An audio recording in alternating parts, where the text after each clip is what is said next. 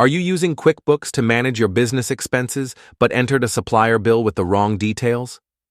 Don't worry, you're not alone. In today's video, I'm going to show you exactly how to edit a supplier bill in QuickBooks, step by step.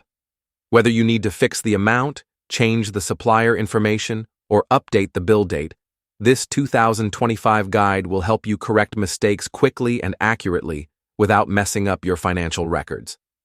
So, stick around because this will save you a lot of time and hassle. Let's get started.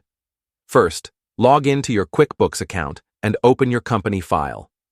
From the dashboard, go to the left-hand menu and click on Expenses, then select Vendors or Suppliers, depending on your QuickBooks version. Find the supplier whose bill you want to edit. You can scroll through the list or use the search bar to save time. Once you locate the supplier, click on their name and you'll see a list of all their transactions. Now, look for the bill you want to modify. Click on the bill to open it. Here comes the key step.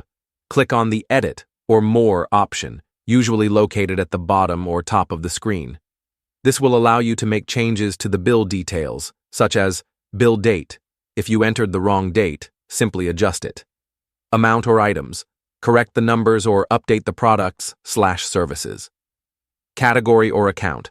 If the bill was assigned to the wrong expense account, switch it to the correct one. After making the necessary adjustments, always double-check the information to avoid further errors. Once everything looks correct, click Save and Close or Save and New. QuickBooks will automatically update your records, including your accounts payable and reports, with the new changes. If you need to keep track of the modification, you can also add a memo explaining what was updated and why. A quick tip: if the bill is already paid and reconciled, editing it may affect your previous reconciliations. In that case, it's safer to contact your accountant or use the Void and Recreate option instead of direct editing. And that's it.